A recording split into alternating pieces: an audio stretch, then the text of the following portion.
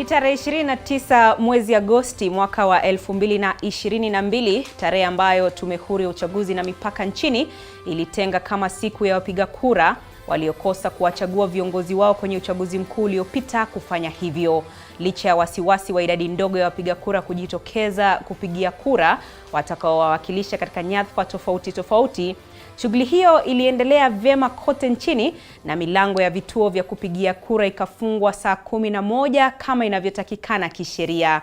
Hata hivyo, wapiga kura waliokuwa wamefika kwenye foleni kabla ya saa 11 kutimia wangali wanaendelea kupiga kura. Mtazamaji, tunao wanahabari katika maeneo tofauti humu nchini kutuarifu matokeo na matukio kadri yanavyotukia, kama unavyoona kwenye kiwambo chako. Mienyi wako Andrin Kilemi, karibu kwenye taarifa za Upeo wa TV47, lakini kwanza tupate vidokezo.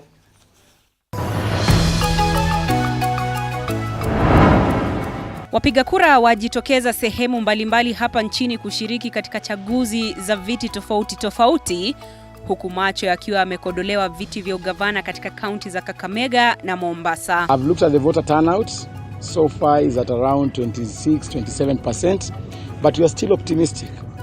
Watu wamechoshwa kisha pia ile election iliyopita vile kulikuwa kuna mishaps nyingi, vituo vingine vilichelewa kufunguliwa, wengine walikuwa wanaambiwa ya kwa kitu fulani na fulani hakipo.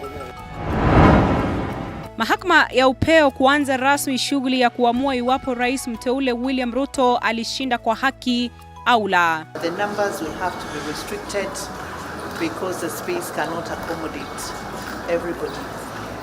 We will also be allowing the parties to come in. The parties that will include the petitioners, the respondents, those who want to be present. Na magavana kadhaa kote nchini wafika kazini kwa siku yao ya kwanza baada ya kuapishwa juma lililopita. Nimeona kuna manduthi mingi hapa, kuna manduthi zimewekwa sijui huko chini. I want all of those bikes released today to their owners. Tuliwa promise hivyo, tuwasamehe. Then we shall give them, si tulisema order. Tutaambia watu wa pikipiki, this is your drop off and pick up.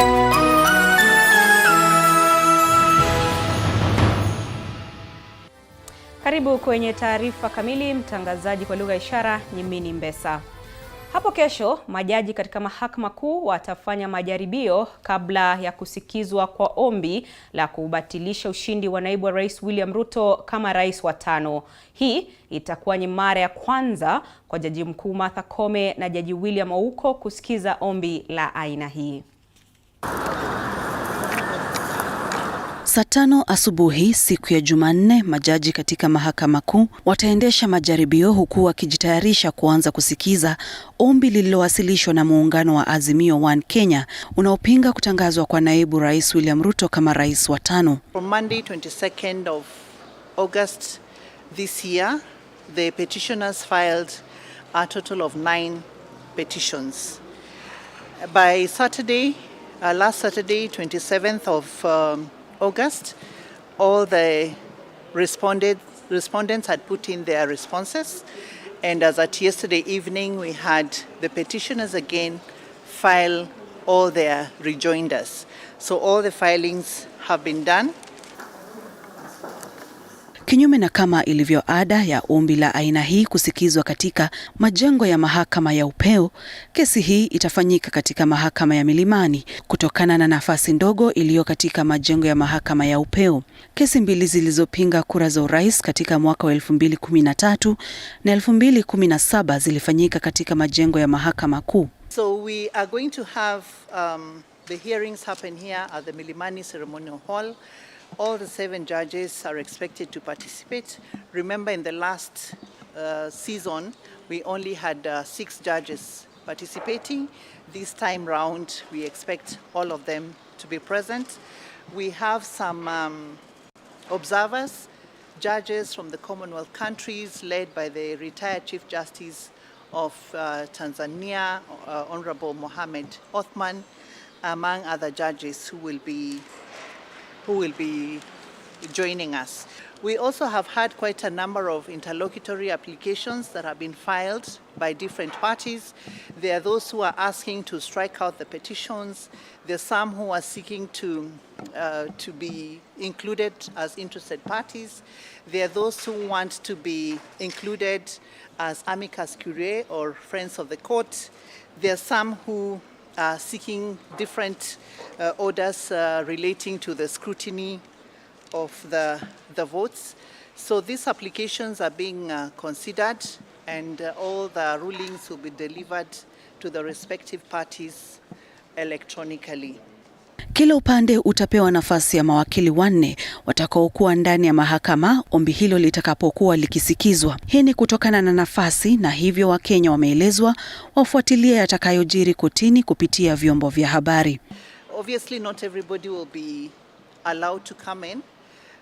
We saw that the parties have large teams, but the numbers will have to be restricted because the space cannot accommodate everybody. We will also be allowing the parties to come in.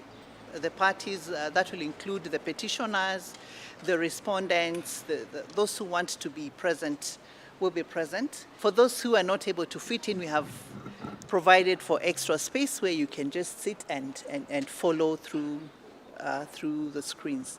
Kusikizwa kwa ombi hilo kutaanza rasmi siku ya Jumatano.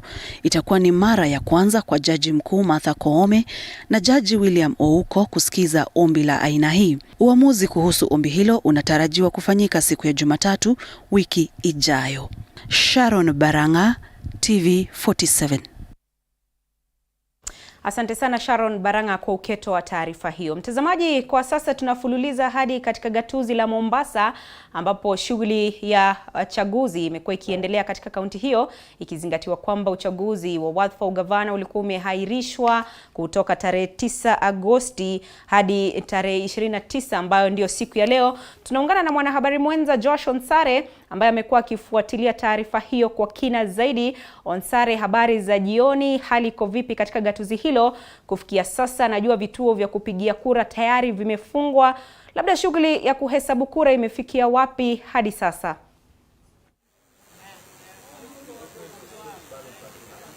Naam, shukran sana Ndrin Kilemi ukitujia mubashara kutoka studio zetu jijini Nairobi. Mie niko kwenye jiji nambari 001 kaunti ya Mombasa ambapo tumekuwa tukifuatilia shughuli nzima ya upigaji wa kura haswa katika ule wadhifa wa ugavana. Ikumbuke kwamba wadhifa huu uliweza kuahirishwa mara mbili, tarehe 9 Agosti na vile vile tarehe 23 mwezi Agosti kutokana na sababu IBC ya kwanza ikasema kwamba kulikuwepo na ile dosari ya uchapishaji wa picha za wale wawaniaji na vile vile ule uchaguzi ambao ungefanyika tarehe 23 au kufanyika kutokana na sababu kutoka kwa tume hiyo ya IBC kwamba kulishuhudiwa kule kudhulumiwa kwa maafisa wake, ndiposa shughuli nzima ikaahirishwa hadi tarehe 29 ambayo ni siku ya leo. Shughuli hiyo ilianza mapema mwendo wa saa 12 ambapo wapiga kura walijitokeza katika vituo mbalimbali vya kaunti ya Mombasa. Ikumbuke kwamba katika kaunti ya Mombasa iko na maeneo bunge 6. Nikitaja tu baadhi ya maeneo hayo ni eneo bunge la Mvita, eneo bunge la Nyali,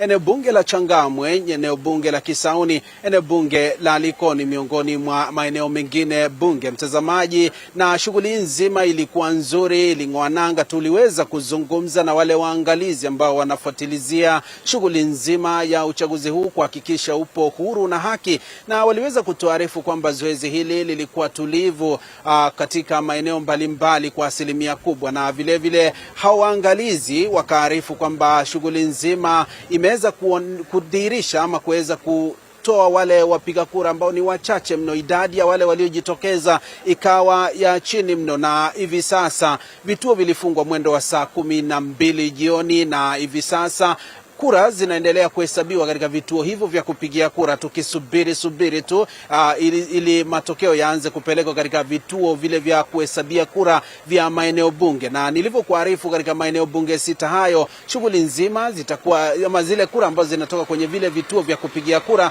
moja kwa moja wale ambao ni maafisa wasimamizi wa vituo hivyo vya kupigia kura watakuwa wanajumlisha, hawajumlishi peke yao, wanajumlisha pamoja na wale maajenti kutoka vile vyama ama wale wawaniaji kutoka vyama mbalimbali, na vile kuweza kushuhudia shughuli nzima, maafisa usalama kuhakikisha wanashika doria kuhakikisha zoezi hilo linaendeshwa kwa njia iliyo shwari, na vile wale ambao ni waangalizi ambao tumeweza kuwazungumzia ambao wamo humu nchini kutoka mataifa ya kigeni na vile mataifa humu nchini kuhakikisha zoezi la uchaguzi au mchakato mzima wa uchaguzi unaendeshwa kwa njia ambayo ni shwari zaidi. Mtazamaji, katika kinyang'anyiro hiki cha ugavana wa kaunti hii ya Mombasa, ni kinyang'anyiro ambacho kiliwavutia wawaniaji 7, na wawaniaji hao wote walikuwa debeni. Labda kuwataja tu baadhi yao ambao labda wanaonekana kuwa na upinzani mkali ni Abdulswamad Sharif ambaye alikuwa anawania kwa tiketi ya chama cha ODM, chama ambacho kiko ndani ya muungano wa Azimio, na vile Omar Hassan Sarai ambaye alikuwa pia anawania kwa tiketi ya UDA, chama ambacho kiko ndani ya mrengo wa Kenya Kwanza, miongoni mwa wengine 7 ambao waliweza kuwa kwenye debe ili kuweza kushiriki zoezi hili. Mtazamaji, kwa faida yako, zoezi hilo linaendelea, nasi hapa tumekuwa tukikita kambi, tukizuru vituo mbalimbali, tukiweza kukupa ile taswira ambayo inakufaa na taswira ambayo ya kile ambacho kinafanyika katika vituo hivyo, ili kukufahamisha uweze kumakinika na ujue ni yapi yanaendelea katika kaunti hii ya Mombasa, ikizingatiwa kwamba chaguzi kadha wa kadha ziliweza kuahirishwa kutoka maeneo makaunti mbalimbali, hasa katika nafasi ya ugavana, maeneo bunge ya Kacheliba, eneo bunge la Pokot kusini, na vile wadi zingine ambazo kuna wadi moja kutoka eneo la Meru. Mtazamaji, na hizo tu ni baadhi ya takwimu ambazo tutakuwa tunakudadavulia, na ikumbuke kwamba kwenye kaunti hii ya Mombasa takriban wapiga kura 600,000 waliweza kusajiliwa na Tume Huru ya Uchaguzi na Mipaka nchini IEBC, na hivyo basi sisi tutakuwa tunaangalia zoezi hilo, kuhesabiwa kwa kura kuanzia kituo hadi kwenye maeneo ambayo ni yale ya kuhesabia kura katika maeneo ya yale maeneo bunge ambayo nimekuambia ni 6, na vile shughuli nzima itakuwa inaelekezwa katika kituo kikuu cha kuhesabia kura, kile ambacho ni kituo cha kaunti, na tutakuwa tunasubiria hilo ili tuweze kukutaarifu. Mtazamaji, sijakuwa peke yangu kwenye kaunti ya Mombasa, nimekuwa na mwenzangu Patronila Goren, na hivi sasa yuko katika kituo cha eneo bunge ambapo hivi sasa nampiga pasi Nyerezi hivi aweze kututaarifu. Patronila Goren, wapo unanipata kutoka kituo hiki cha Nita ambacho ni kituo ambacho ni cha eneo bunge hili, na tutakuwa tunaendelea kutathmini kwa undani tujue ni kipi kinajiri, na rusha usukani kwako. Hebu taarifu mtazamaji ni yapi yanajiri katika upande wa pili wa kaunti hii ya Mombasa. Patronila. Shukran sana mwanahabari mwenza Joash Onsare ukiwa katika eneo bunge la Nyali. Mtazamaji, sisi tupo hapa katika eneo bunge la Kisauni kwa sasa, tukiwa katika kituo cha kuweza kujumuisha kura katika eneo bunge hili ambalo liko kituo hicho kiko katika mafunzo, yani chuo cha mafunzo cha Shanzu, na sasa matokeo ama ujumuishaji, matokeo kutoka vituo vya kupiga kura yameanza kuingia hapa, na kama unavyosikia tu ile sauti kutoka kwa msimamizi mkuu wa kituo cha eneo bunge hili akiweza kuhesabu ama kusema zile kura ambazo zimeweza kuingia hapa. Tayari vituo vya kupiga kura, watu ama wale wasimamizi wa uchaguzi katika vituo vya kupiga kura wameanza kupiga foleni nje ya kituo hiki. Na kukumbusha tu mtazamaji ni kuwa eneo bunge hili la Kisauni ndilo eneo bunge kubwa zaidi kati ya maeneo bunge 6 ambayo yako katika kaunti hii ya Mombasa, ikiwa na wapiga kura takriban 1,135,278, na pia ina vituo vya kupigia kura vilikuwa ni 217, lakini kwa siku ya leo wale walioshiriki ama vile vituo ambavyo viliweza kushiriki katika uchaguzi ilikuwa ni vituo vituo 214 kutokana na vile vituo vitatu ambavyo awali siku ya tarehe 9 Agosti vilikuwa katika magereza, na kama sheria inasema ni kuwa wale ambao wako magerezani huwa hawana ruhusa ya kuweza kupiga kura za ugavana, wao wanapiga tu kura za urais. Basi eneo bunge hili la Kisauni likasalia kuwa na vituo 214, na kama alivyosema Shonsari hapo awali ni kuwa tumeona kuwa wapiga kura hawakuweza kujitokeza kwa wingi. Agosti kaunti ya Mombasa iliweza kunakili 40% waliweza kujitokeza kupiga kura, lakini leo tumeona idadi ikiwa chini sana katika vituo mbalimbali ambavyo tuliweza kutembelea, na huenda hata ikakosa kufika 30% kulingana na wale ambao tumeweza kuzungumza nao. Lakini kwa sasa niruhusu tu niweze kusema na msimamizi wa eneo bunge hili ambaye anatambulika kama Ibrahim Wario aweze tu kutueleza. Je, nauliza mmeweza kuanza kupokea, nimeona mmeanza kupokea kura kutoka vituo mbalimbali. Je, wale ambao wanasimamia uchaguzi katika vituo mbalimbali katika eneo bunge lako wameweza kunakili wapiga kura walijitokeza kwa kiwango kipi? Tumeanza kupokea kura kutoka vituo na turnout iko low sana, na tuna estimate tutakuwa na between 30 to 35%. Na labda tu niweze kuuliza, hii shughuli tunajua kuwa eneo bunge hili ina vituo vingi zaidi katika kaunti ya Mombasa. Labda mnatathmini mtaweza kumaliza shughuli hii ya ujumuishaji wa kura mwendo wa saa ngapi? Tunatarajia kumaliza by kesho asubuhi, kwa sababu kura ni moja, isipokuwa tunatarajia watu wakuje mapema, na by kesho asubuhi tutamaliza. Shukran sana Bwana Wario kwa wakati wako na kukubali kuzungumza na runinga ya TV47.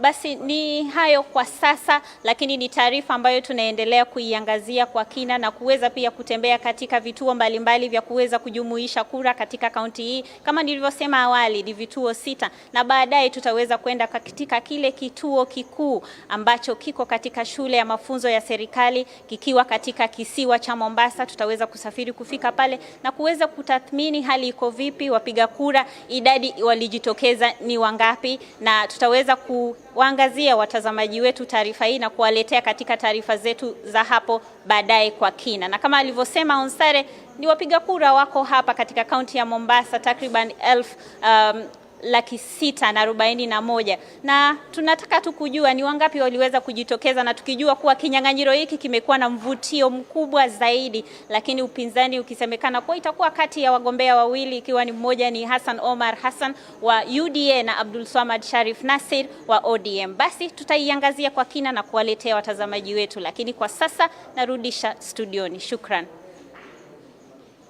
Asante sana mwanahabari mwenza Patronila Goren mkishirikiana na Josh Onsare katika gatuzi hilo la Mombasa, ambapo shughuli nzima ya uchaguzi imekuwa ikiendelea, hususan katika wadhifa wa ugavana. Ni uchaguzi ambao ulisitishwa awali kutokana na hitilafu ambazo zilishuhudiwa wakati wa uchapishaji wa karatasi za kupigia kura. Mtazamaji, ni taarifa ambayo tunazidi kufuatilia, bila shaka utakuwa unaipokea kadri matukio atakavyokuwa yanatukia. Kumbuka tuko katika maeneo yote hapa nchini kuhakikisha kwamba unapokea taarifa hizo, na katika kaunti ya West Pokot yupo Isaac Famba, unavyomuona pale kwenye kiwambo chako. Utakuwa tunaungana naye baadaye, naye pia atakuwa akitujuza ni yapi ambayo yanajiri katika gatuzi hilo. Lakini kwa sasa tunapunga unyunyu kidogo, nawe salia papo hapo. Tukirejea tunarejea na mengi zaidi.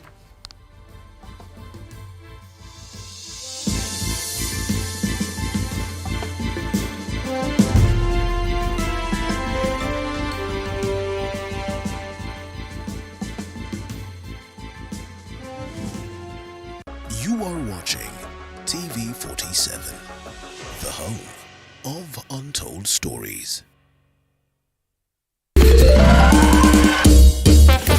Sona moja imetengenezwa kwa njia spesheli ili kupambana na maumivu kwa haraka. Sona moja ina aspirin kama kiungo. Sona moja, kitulizo kamili. Maumivu yakizidi, pata ushauri wa daktari.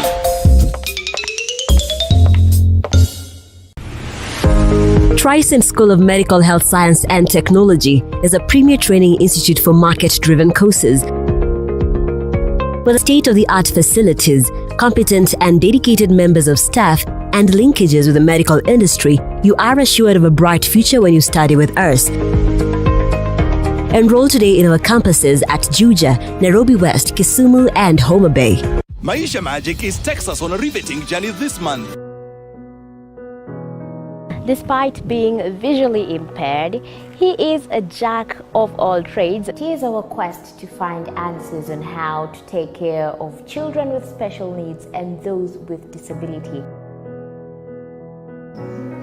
You do not need to see musical notes to understand music, but rather to have your soul feel the vibe. For bulk SMSs. We also offer API integrations for all your communication and payment needs. We also provide you with tailor-made payment gateway solution to receive and disperse cash quickly, affordable and securely. Let us expand your reach and connectivity on USSD, SMS and voice today. Call us on 0723 030 030 or email hello@mtruck.limited.co.ke. For more details, visit our website www.mtrucklimited.co.ke. On the next episode of The Realtor. I'm almost sure that anytime you hear of Mombasa, what comes in your mind is a holiday. But did you know that the destination you choose for your holiday can affect the whole experience? This Tuesday at 7:30 p.m., I'll be showing you one of the best executive destinations found in Mombasa that can suit both your business trip or even your family holiday.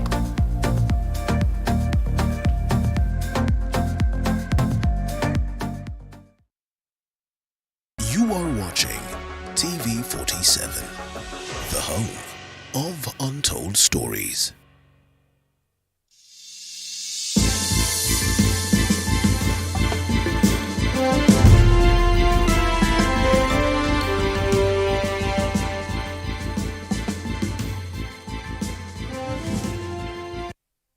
Karibu tena mtazamaji, asante sana kwa kuzidi kufuatilia runinga hii inayokuwa kwa kasi tena zaidi. Iwapo ndo mwanzo unajiunga nasi, karibu nizidi kukutaarifu.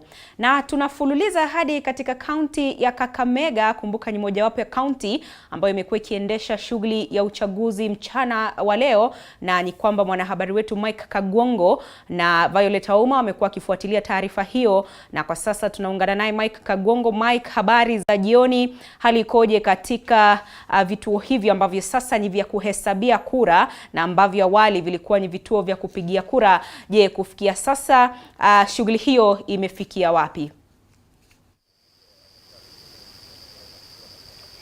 Naam, asante sana Andrin Kilemi, bila shaka na kupata katika njia shwari zaidi mimi mzima, na tumai vile vile kwema kuliko kule studioni, kwema zaidi. Asante. Na ulivyosema vilikuwa ni vituo vya kupigia kura hapo jana na vikawa vituo vya kupigia kura hii leo, lakini kwa sasa tunavyosema ni shule na maeneo mbalimbali. Jumla ya vituo takriban 1600 ambavyo vilikuwa vimetiwa ama vimetengwa na tume ya uchaguzi na uratibu wa mipaka kuwa vituo rasmi vya kupigia kura, bila shaka vimehusika leo katika uchaguzi wa kusaka ni nani ambaye atachukua nafasi ya gavana anayeondoka Wycliffe Ambetsa Oparanya. Na bila shaka shughuli imeendelea vilivyo tangia asubuhi mida ya saa 12 asubuhi hadi saa 12 za jioni, ila zipo ama yapo maeneo ambayo yalikuwa yalikadiriwa kwamba yangeongezwa muda ili yaweze kuendelea kupiga kura. Nimekuwa nikipiga shughuli hii takriban maeneo bunge 12, sio peke yangu ila kwa usaidizi wa mwanahabari wa TV 47 katika eneo hili la Kakamega, na ambaye sio mwingine ni Violet Auma. Yupo hapa nami Violet Auma. Jo, tujuze leo hii umekuwa katika pilika za hapa kule, vile vile tumekuwa tukikimbia hapa kule. Hebu tueleze maeneo bunge 12 katika kaunti ya Kakamega. Shughuli ilianza na mapema. Kumekuwa na mtafaruku hapa kule, wanasiasa wakilia kwamba kuna viongozi ambao wanawahonga wenzao ama wapiga kura. Tashwishi hizi ziliendaje? Asante sana. Nimezunguka katika maeneo tofauti kama ulivyosema, lakini tumeweza kuzungumza na viongozi tumekuwa na gavana wa Kisii Simbarati ambaye wamefika pale katika kituo cha polisi pale Kakamega Central, ambayo walikuwa wanasema kumekuwa na voter bribery katika maeneo tofauti, na hivyo basi walikuwa wanataka polisi waweze kufuatilia hilo swala.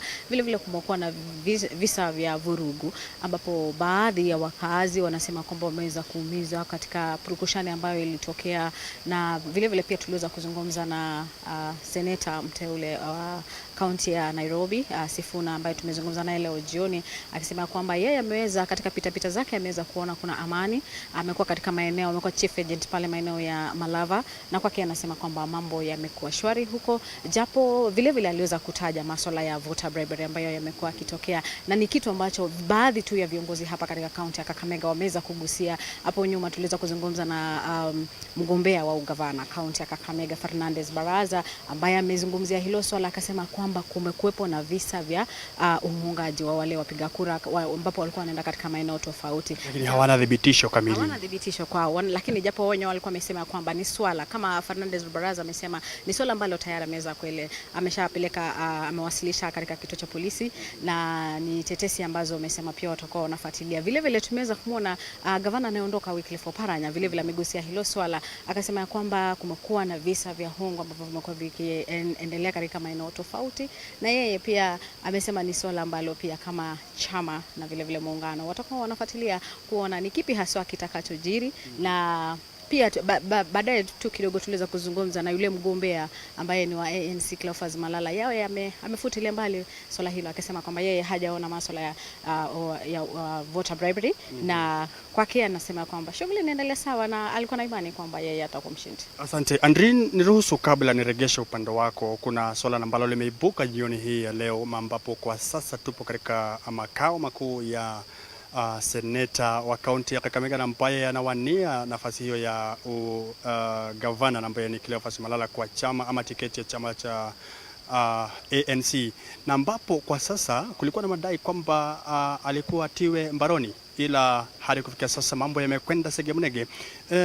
Kumekwendaje?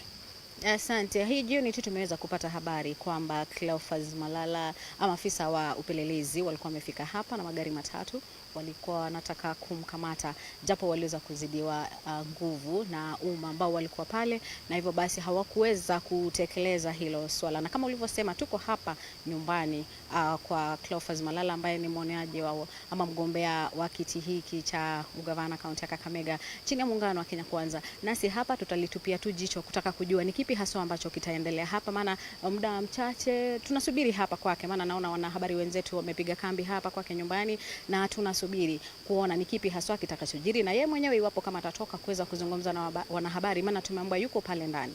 Iwapo atatoka kuzungumza na wanahabari, basi tutajua ni kipi haswa kilichojiri na ni kitu gani haswa kinapelekea yeye kutafutwa na maafisa wa polisi ama kutaka kukamatwa. Asante. Naam, bila shaka huyo ni Violet Auma. Andrin Kilemi tuko hapa naye katika hii kaunti ya Kakamega, Gumosi Gupili, katika maeneo yote 12 kabla ya kujumuisha hizo kura katika kituo rasmi cha mwisho cha kuzijumuisha kura, ili tuweze kubaini ni nani na ambaye atachukua usukani nafasi yake Wycliffe Oparanya. Kwa hiyo tuko hapa na kila tukio linalotokea na matukio yanayotendeka tutamletea mtazamaji wetu moja kwa moja. Kwa hiyo kwa sasa napeleka usukani kwake Isaac Famba akiwa kule eneo la magharibi mwa Pokot, atufahamishe ni yepi na ambayo yanatendeka upande ule. Famba, chapa.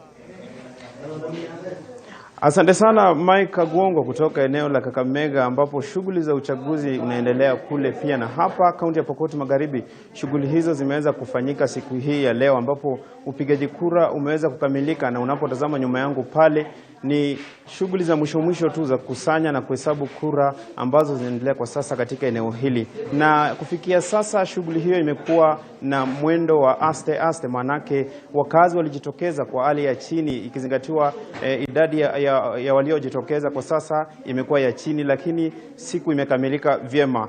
Hapa nilipo ni shule ya msingi ya Chapareria, ambapo uchaguzi huo umefanyika na kumekuwa na vituo vitatu, na kituo niliopo kwa sasa ni kwamba mbunge wa sasa ambaye ni David Kosina anaongoza kwa kura 178, huku Simon Kalekem akifuata na kura 102, kisha James Teko akiwa na kura 102. Ikumbuka watatu hao wamekuwa na ushindani mkali, ambapo ikizingatiwa kwamba chama cha KUP na chama cha UDA kimekuwa na mvutano mkali sana katika eneo hili. Na hapa tu nilipo kwa sasa ni eneo moja ya upigaji kura, ambapo kwa sasa tunaelekea katika chuo cha anuai cha Chapareri, ambapo shughuli nzima ya kukagua kura zote na kukusanya kura zote zinafanyika. Na hapo saa 3 tutakuwa tunawajuza tu watazamaji wetu kuhusiana na swala nzima la uchaguzi mkuu, ambapo shughuli za kuhesabu na kujumuisha kura zitakuwa zinaendelea katika eneo hilo. Kwako studio.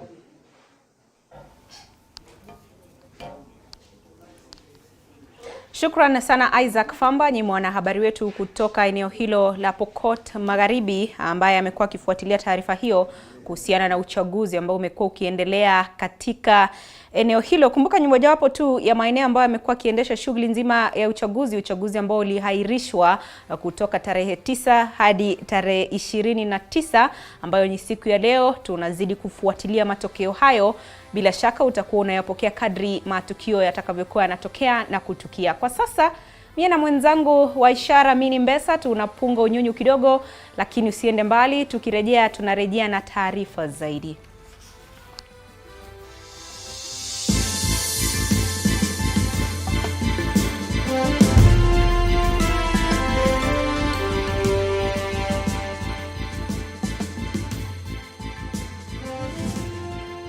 You are watching TV47, the home of untold stories. The new Kasarani Sports View Hotel is a state-of-the-art hotel located along Isipa Road off the modern Thika Superhighway. Enjoy well-equipped comfortable halls and boardrooms accommodating up to 1,000 people. We have elegant, spacious and well-appointed rooms with several types to choose from to meet your needs. Feast on well-marinated nyama choma at the Nyama Choma Ranch and a variety of other a la carte and buffet options. Our health club consists of the gym, steam bath, sauna, aerobics and swimming. Kids' activities include a bouncing castle, train, swings, trampolines, among others. Bring to life the event of your dreams at our beautiful events gardens with a capacity of up to 3,000 people. For more information, call us on 0111024700. The new Kasarani Sports View Hotel. Country tranquility in the city. Sanura amerudi kwa wale wasonyo. Despite being visually impaired, he is a jack of all trades. It is our quest to find answers on how to take care of children with special needs and those with disability. You do not need to see musical notes to understand music, but rather to have your soul feel the vibe.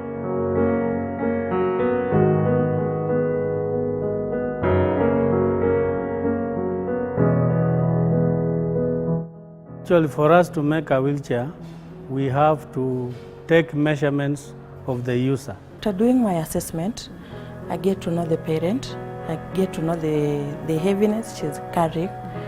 Disability comes at different stages of life.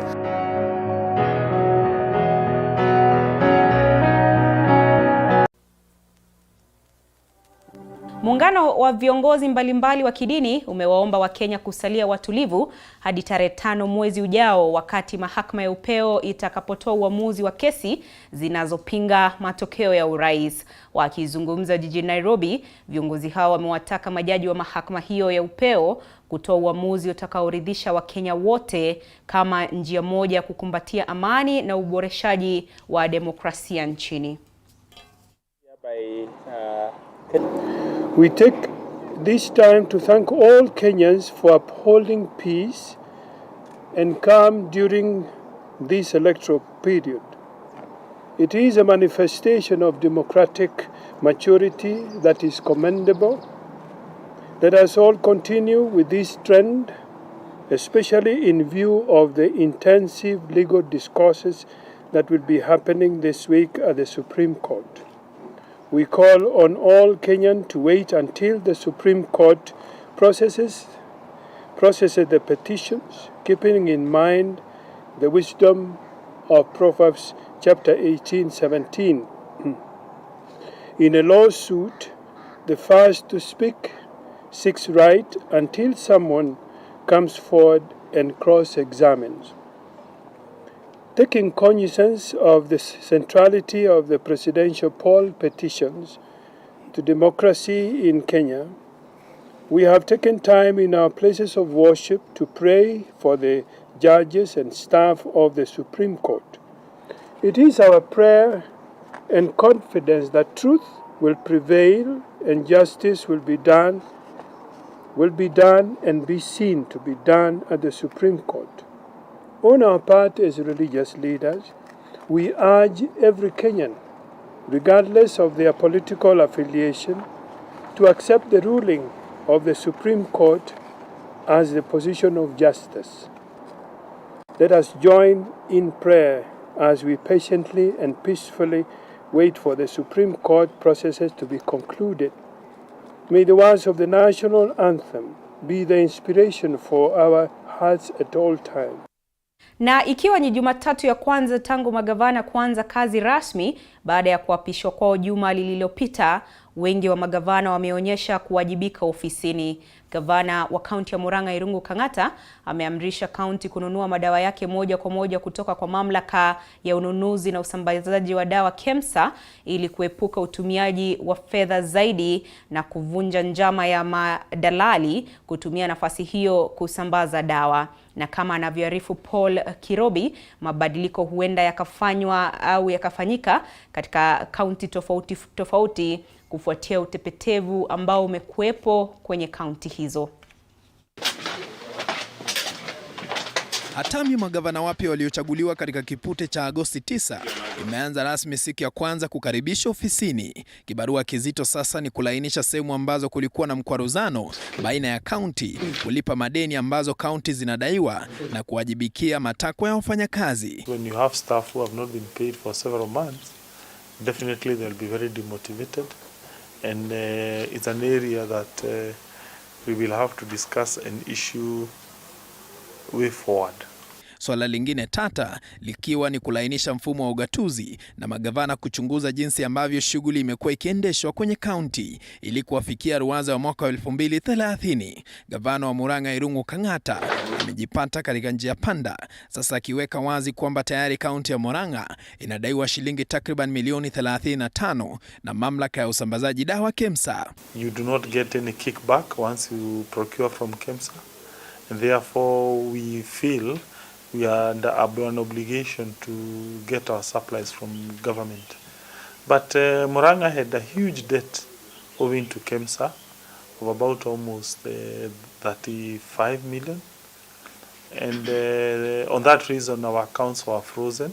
Kang'ata sasa akiamrisha kaunti kununua madawa moja kwa moja kutoka kwa mamlaka hiyo ili kuvunja swala la madalali kujaribu kupandisha bei za madawa. Katika kaunti ya Nairobi, gavana wa Nairobi Johnson Sakaja ameagiza bodaboda zote zilizozuiliwa na serikali aliyekuwa gavana wa awali Ann Kananu kuachiliwa na kuamrisha huduma ya jiji la Nairobi NMS ambayo imekuwa ikiongozwa na Jenerali Mohamed Badi kutupilia mbali kesi za wanabodaboda hao. Agizo hilo pia likiambatana na amri nyingine kwa kitengo cha ukaguzi cha jiji maarufu kama City Inspectorate Unit kutenga mahali pa bodaboda na teksi ambapo zitakuwa zikiwachukua na kuwashusha wateja. Isiwe ati tumewadharau ati ni watu wadogo wasingie town. Town sio wadosi peke yao. But wakuwe na mpangilio, wawe na reflectors. Let's organize them from their from the sub counties. We know ni pikipiki ya Kayole ama ni ya wapi. Gavana wa Turkana Jeremiah Lomurkai alifanya ziara ya ghafla mwendo wa saa 5 usiku katika hospitali ya rufaa ya Lodwar na kupata baadhi ya wahudumu wa afya na madaktari hawako kazini huku wagonjwa wakikosa huduma hitajika. Cha kushangaza zaidi ni kuona hospitali kubwa inakosa dawa licha ya kaunti ya Turkana kupokea pesa nyingi kwa kipindi cha miaka 10 iliyopita. Like in some rooms, you can't even get mattresses. Our people are lying on bare, on just a bare floor. So I think this should be a thing of the past because we are going to provide the necessary measures. We have the money. We have the money to ensure us serve this facility. The ambulance services There is only one ambulance that's operational, I think in the county. We want to set a small budget. Katika kaunti ya Embu, Gavana Cecily Mbarire akifanya ukaguzi katika hospitali ya rufaa ya Embu alishangazwa na hali mbovu ya hospitali hiyo, ukosefu wa madawa, vitanda vya wagonjwa pamoja na chakula, swala ambalo anasema limechangiwa na uongozi mbovu pamoja na ufisadi. Some of the women who came to see their sick family members told us they have had to bring blankets to the hospital because there is not enough linen, and even when we visited the wards, you could see that a bed cover is what is being used as the thickest blanket. Sasa akiahidi kwamba ndani ya siku 100 atakuwa amewajibikia changamoto hizo na kuhakikisha wakazi wanapata huduma bora za afya. A major concern when we visited the wards is the linen. There ain't enough linen in the hospital. Some of the women who came to see their sick family members told us they have had to bring blankets to the hospital because there is not enough linen, and even when we visited the wards, you could see that a bed cover is what is being used as the thickest blanket. Baraza la magavana limekuwa likitaja kuwa mojawapo ya changamoto kubwa katika swala la ugatuzi ni ukosefu wa fedha na kuelekeza lalama kwa serikali ya kitaifa kwa kile magavana walisema ni kuikandamiza ugatuzi. Paul Kirobi, TV47. Na ndio hiyo shughuli tayari imeanza katika kaunti tofauti, kaunti na mabusi wapya. Tunafululiza hadi katika kaunti ya Kitui. Mwanahabari mwenza Philip Ngumu yuko pale na amekuwa akifuatilia shughuli nzima ya chaguzi katika eneo hilo na hususan katika eneo bunge la Kitui Rural. Ngumu, habari za sasa, hali ikoje kufikia sasa? Shughuli nzima ya kuhesabu kura imefikia wapi? Kwema, kile mitu nipo katika kituo cha kujumulisha kura ama kile kituo kikuu cha katika eneo bunge hili la Kitui Rural. Niko katika kituo kikuu cha Seku kilichopo hapa milimani tu katika wodi ya Kwafonza. Na hiki ni kituo mojawapo ya vile vituo ama kile kituo kikuu cha kujumulisha kura hizi ambazo zimepigwa katika vituo takriban 157. Wapiga kura hapa wakiwa 1055. Na kwa hakika tu tulipokuwa tukizungumza na maafisa wa IEBC katika vituo mbalimbali, walitueleza tu ni idadi ndogo tu ya wale wapiga kura ambao walijitokeza. Tunatarajia tu kupata idadi kamili ya zile kura ambazo zilipigwa. Maanake tupo tu katika kituo hiki, kama unavyoona taswira tu kamili. Wanazidi tu kuingia wale washikadau tofauti katika vitengo mbalimbali. Wameketi hapa wanahabari, tunaona kuna maafisa wa usalama. Kwa hivyo viti hivi tunatarajia tu mwendo wa saa 3 viwe vimeweza kujazwa na hali kuendana katika mambo shwari. Katika kile kiwambo ambacho kiko pale tu, kufikia sasa hakuna zile kura ambazo zimeweza kuanza kuratibiwa katika sehemu hile. Na tutasubiri tu kuona hali itakuwaje. Tulizungumza na afisa anayesimamia kura katika sehemu hii nzima tu, Winifred Doti, akatueleza matokeo tu yanatarajiwa kuanza wakati wowote. Ikikumbukwa kwamba kura hizi zilikuwa zinapigwa katika wadhifa moja.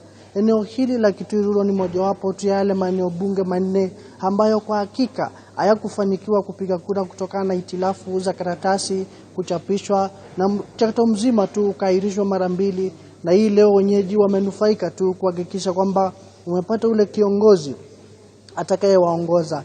Na hatutazungumzia tu mambo ya fununu, tutasubiri tu katika kituo hiki tuweze kuona hali itakuwaje. Manake washindani ni wawili hapa. Wale ambao ni wadadisi katika eneo hili wanasema wameshikana kwa hivyo ni katikati ya Wiper na chama cha UDA. Na tukikumbuka kwamba wote tu ni wale ambao walikuwa katika hali hii. Na nitafikisha tu hapo katika mambo haya kuhakikisha hali inaendana.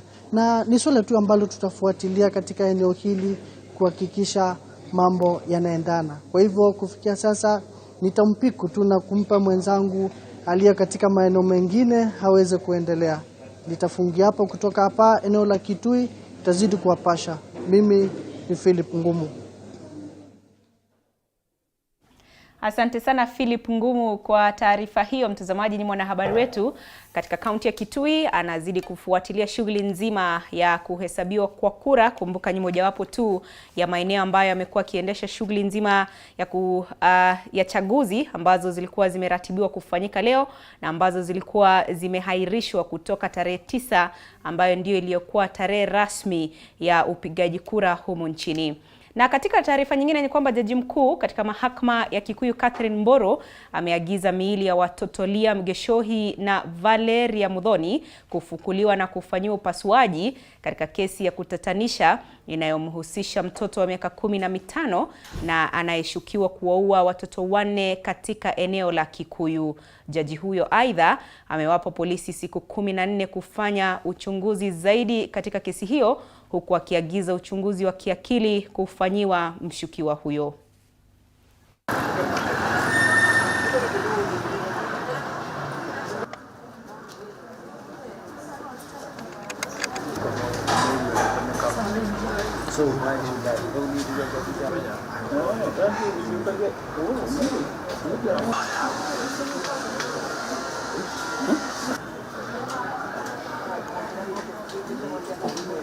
The 12th of September.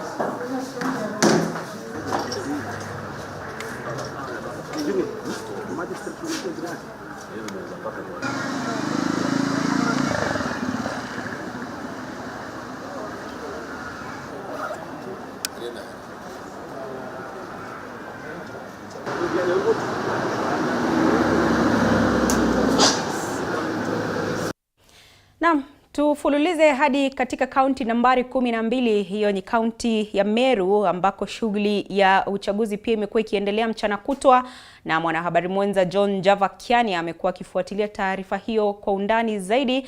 John Java, habari za sasa, hali ikoje katika eneo hilo la North Imenti? Nafahamu fika kwamba wadi ya Nyaki imekuwa ikifanya shughuli ya uchaguzi. Kufikia sasa ni yapi ambayo yamejiri?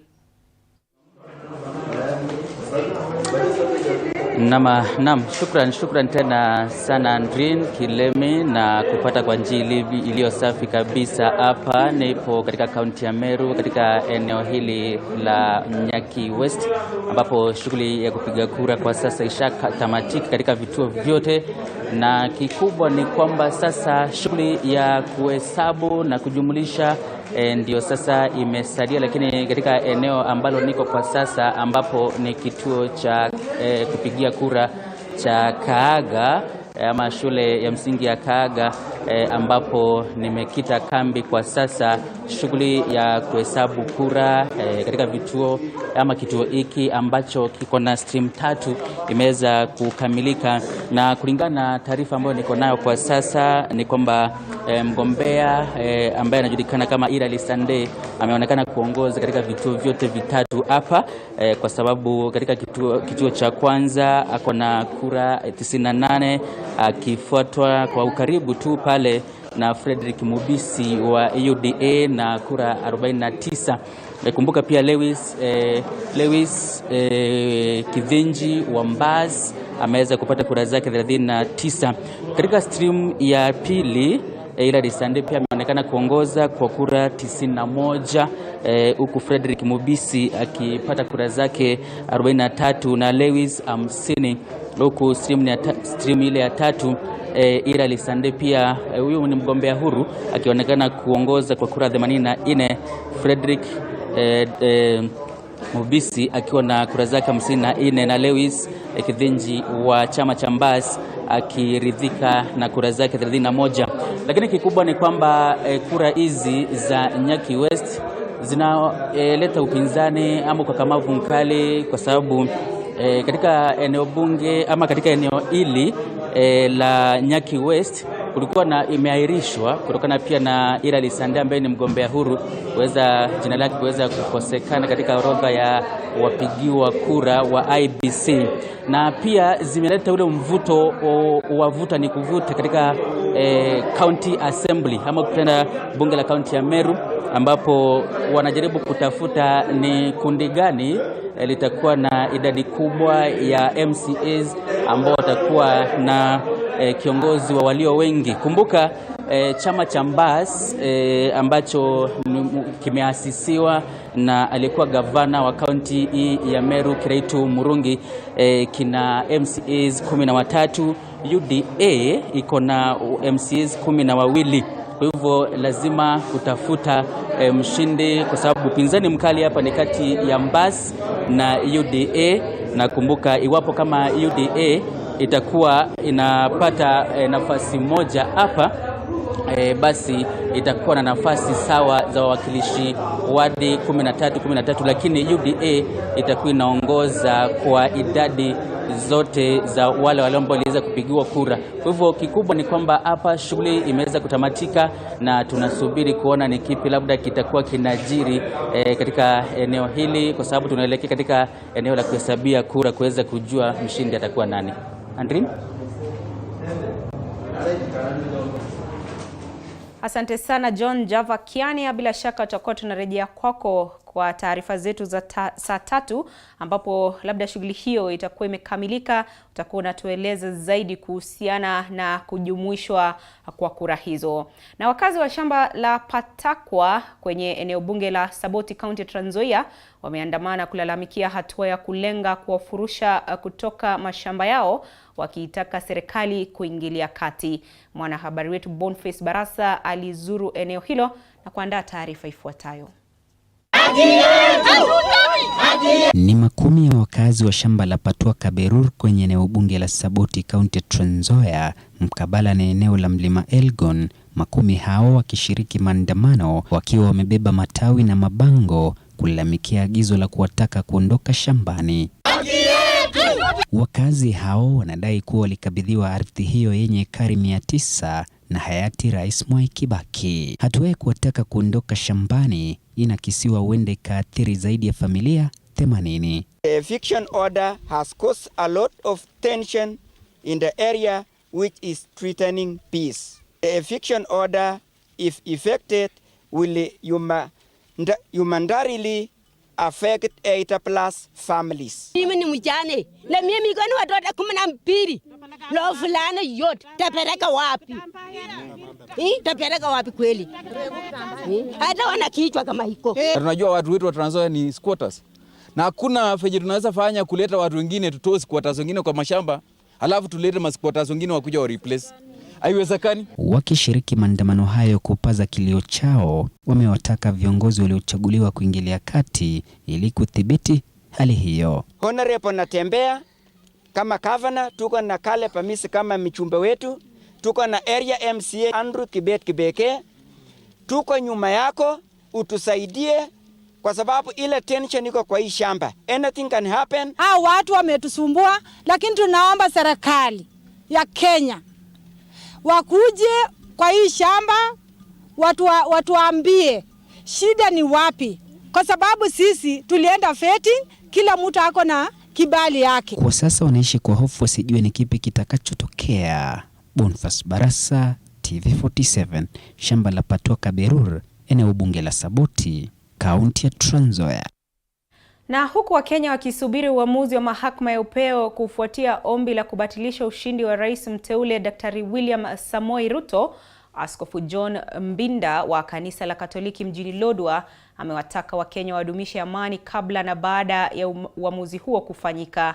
Akizungumza mjini Lodwar wakati wa kutawazwa kwa Silas Mukafwa ambaye atakuwa kasisi rasmi, Padri Askofu John amewataka wananchi kuendelea kuishi maisha yao kikawaida na kuhakikisha wanafunzi wanaendelea na masomo yao. Aidha, askofu huyo amewahimiza viongozi wateule kushirikiana kuleta mabadiliko licha ya kuwa na utofauti wa vyama vya kisiasa. Peace is important. Let us not listen to the many voices of politicians wanting to lure us to cause divisions among us, to cause lack of peace. But let us listen to those people who are urging us to live in peace and to accept the decisions of the Supreme Court. People can continue with their usual businesses. People who have children to take to school.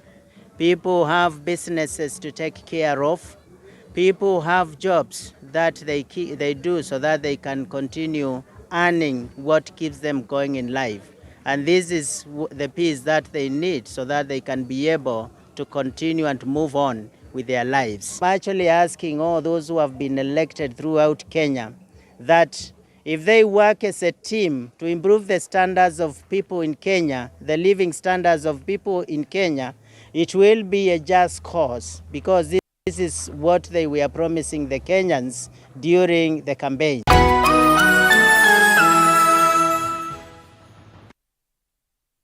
Na sasa tudunde viwanjani. Kenya mapema hii leo ilicharaza Nepal kwa alama 7 katika mechi ya raundi 4 ya mashindano ya mchezo wa kriketi ya T20 International.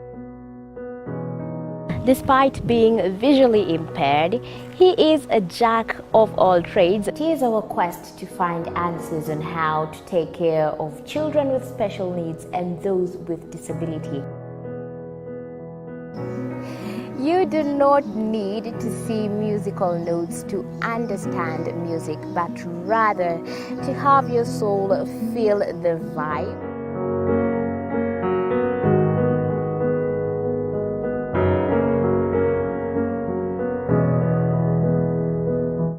Actually, for us to make a wheelchair, we have to take measurements of the user. After doing my assessment, I get to know the parent, I get to know the heaviness she's carrying. Disability comes at different stages of life.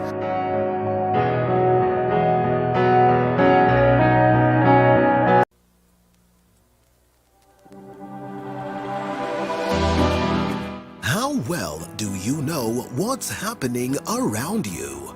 Morning Cafe with heated political debates. Baraza la siasa. Hiyo kitu azungumzie, angalie hali ya maisha ya watu. Informative health discussions. Business, farming. Tasty Wednesday, Fitness Thursday, and Feel Good Friday with amazing DJs, celebs, waimbaji, kuna comedians, alafu kuna wajinga, and music bands every Monday to Friday from 6 a.m. to 9 a.m.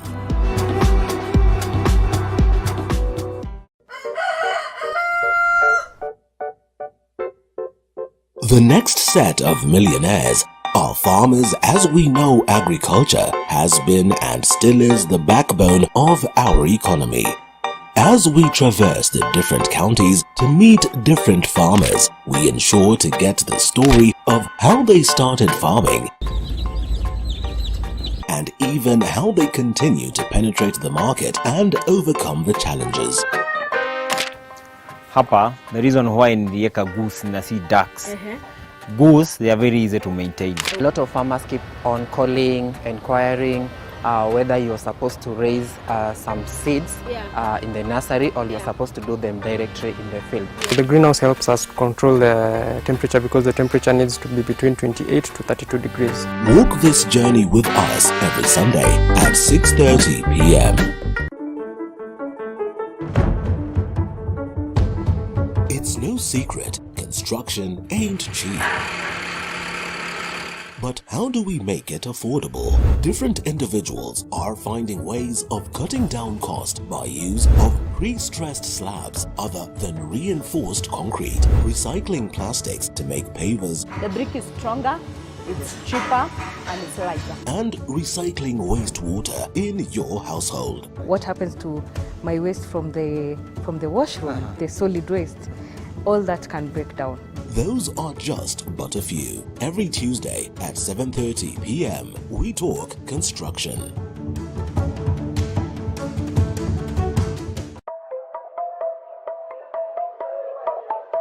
There's no alpha without an omega. There's no lead without any followers. No man is an island. We need each other. We need this conference. We say it, we do it, we act it. Kama una mpenzi wako